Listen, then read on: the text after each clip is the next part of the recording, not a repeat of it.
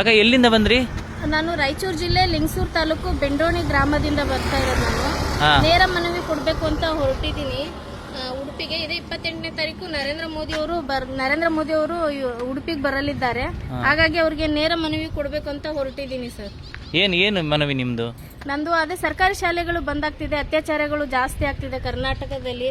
ರಾಜ್ಯ ಸರ್ಕಾರ ವಿಫಲಗೊಂಡಿದೆ, ಅಂದ್ರೆ ಆಡಳಿತದಲ್ಲಿ ವಿಫಲಗೊಂಡಿರೋದ್ರಿಂದ ಅದನ್ನ ಮನದಟ್ಟು ಮಾಡಿಸುವ ಮೂಲಕ ಸಾಮಾನ್ಯ ಜನರಿಗೆ ಎಷ್ಟು ತೊಂದರೆ ಆಗ್ತಿದೆ ಅನ್ನೋದನ್ನ ಹೇಳೋದಿಕ್ಕೆ ನೇರ ಮನವಿಗಾಗಿ ಹೊರಟಿದ್ದೀನಿ ಸರ್. ನಾನು ನೀವು ಎಷ್ಟು ದಿನ ಆಯ್ತು ಸ್ಟಾರ್ಟ್ ಆಗಿ ಇದು ಪಾದಯಾತ್ರೆ? 10ನೇ ತಾರೀಕು ಶುರು ಮಾಡಿರೋದು. ನಿಜವಾಗ್ಲೂ ಇನ್ನೊಂದು ಬೇಜಾರು ಸಂಗತಿ ಏನಪ್ಪಾ ಅಂತಂದ್ರ ಉಡುಪಿ ಅವರು ಏನ್ ಹೇಳ್ತಾರಂದ್ರೆ, ಅಂದ್ರೆ ಉಡುಪಿ ಆಡಳಿತದವರು ಇದು ಅಂದ್ರೆ ಮನವಿ ತಗೊಳೋದಕ್ಕೆ ಈ ಕಾರ್ಯಕ್ರಮ ಇಲ್ಲ, ಧರ್ಮದ ವಿಚಾರವಾಗಿ ಇದು ಮಾಡ್ತಾ ಇದೀವಿ ಅಂತ ಹೇಳ್ತಿದ್ದಾರೆ. ಏನಾಗುತ್ತೋ ನೋಡೋಣ ಸರ್.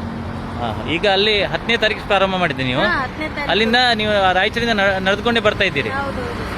ಸರಿ ಸರಿ ಸರಿ, ಶುಭ ಹೋಗ್ಲಿ ನಿಮ್ಗೆ. ಸರಿ ಸರಿ.